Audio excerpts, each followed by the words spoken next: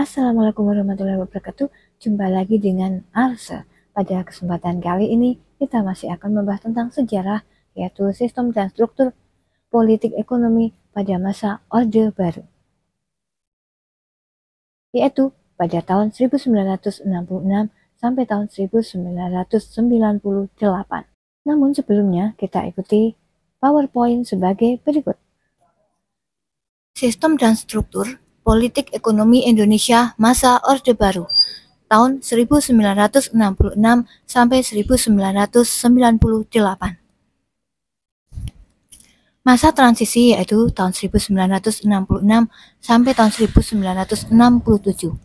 Latar belakang aksi demonstrasi oleh mahasiswa, kami dan KAPI DPR GR mengajukan 3 buah tuntutan, yaitu yang pertama adalah pembubaran PKI, yang kedua adalah pembersihan kabinet dari unsur-unsur G30 SPKI, dan yang ketiga adalah penurunan harga atau perbaikan ekonomi. Selanjutnya adalah program pada masa Orde Baru. Yang pertama adalah stabilisasi politik dan keamanan sebagai dasar pembangunan. Program kabinet ini atau program Kabinet Pembangunan 1 dikenal dengan sebutan Pancakrida. Kabinet Pembangunan yang berisi A. Yaitu menciptakan stabilitas politik dan ekonomi sebagai syarat mutlak. B. Berhasilnya pelaksanaan rencana pembangunan 5 tahun atau repelita dan pemilihan umum atau pemilu. Berikutnya adalah C. Menyusun dan merencanakan repelita. Selanjutnya adalah D. Melaksanakan pemilu selambat-lambatnya pada Juli 1971. E. Yaitu mengembalikan ketertiban dan keamanan masyarakat dengan mengikis habis-habisan sisa G30 SPKI dan setiap bentuk rongrongan penyelewengan serta pengkhianatan terhadap Pancasila dan UUD 45.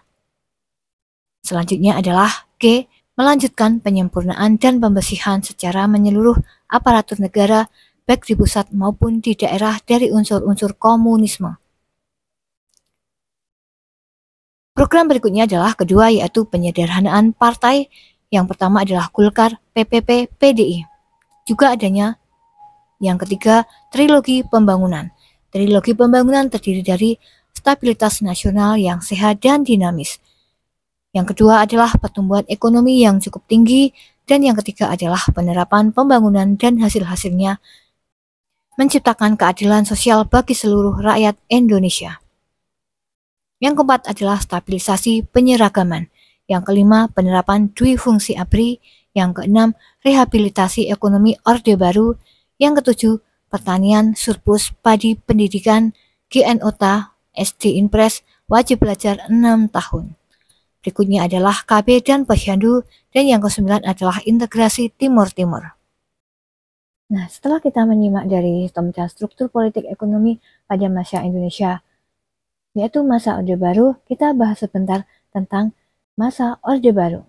Naiknya Letnan Jenderal Soeharto ke kursi kepresidenan tidak dapat dilepaskan dari peristiwa Gerakan 30 September atau G30 SPKI. Dan ini merupakan peristiwa yang menjadi titik awal berakhirnya kekuasaan Orde Lama dan hilangnya kekuatan politik PKI dan persatuan dari percaturan politik Indonesia. Nah, aksi demonstrasi oleh mahasiswa kami dan KAPI DPR GR mengajukan 3 buah tuntutan, yaitu pembubaran PKI, pembersihan kabinet dan unsur G30 SPKI, dan penurunan harga, perbaikan ekonomi. Nah, inilah yang menyebabkan transisi dari masa tahun 1966 sampai tahun 1967.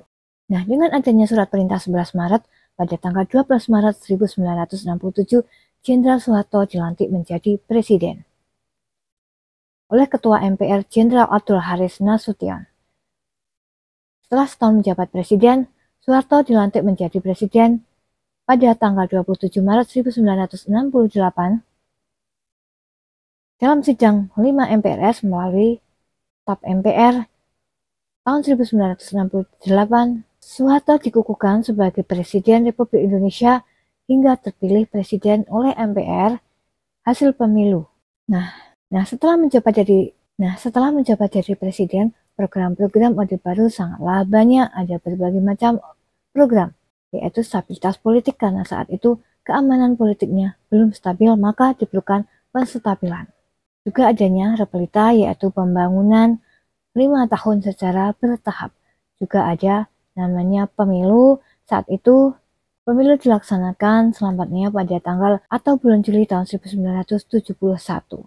Di sini ada penyederhanaan partai, yaitu Partai Golkar, PPP, PDI, dan saat itu hanya ada 3 partai.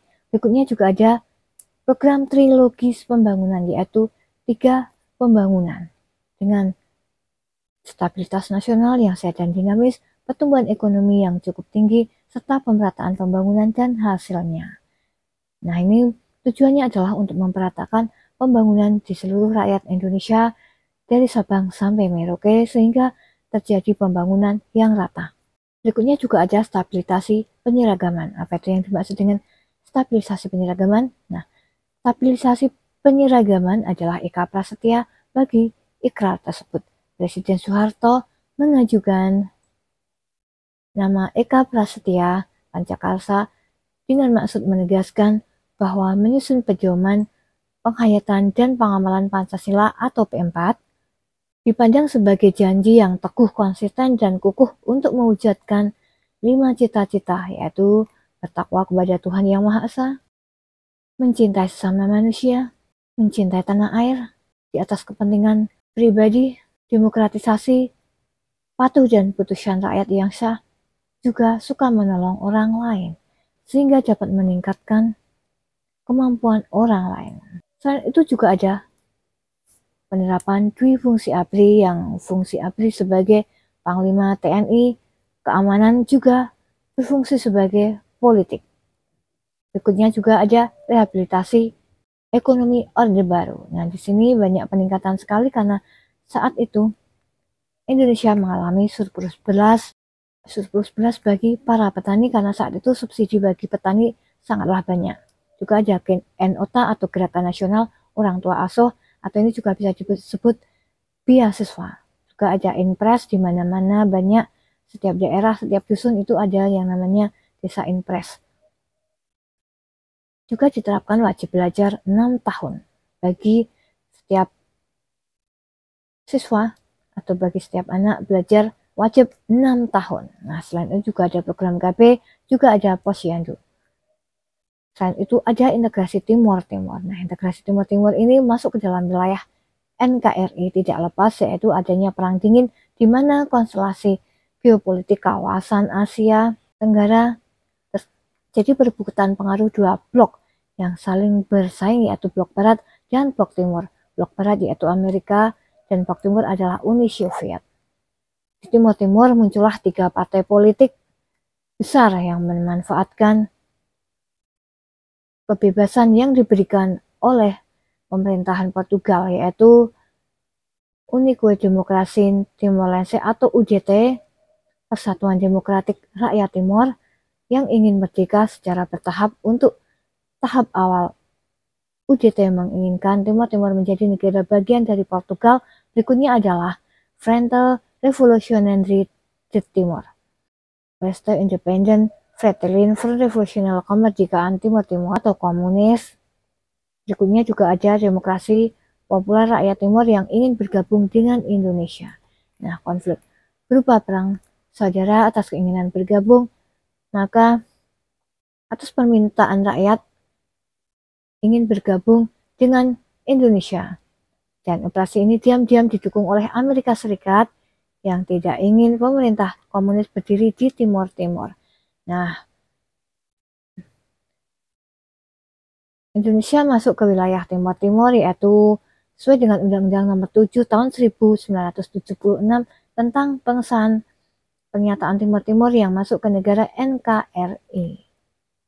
Sesuai dengan TAP MPR Nomor 4 MPR tahun 1978. Namun integrasi Timur itu nanti tidak lama dan akan memisahkan diri lagi nanti di berikutnya. Semoga untuk kali ini dapat bermanfaat. pembelajaran saya akhiri. Banyak selamat. Assalamualaikum warahmatullahi wabarakatuh.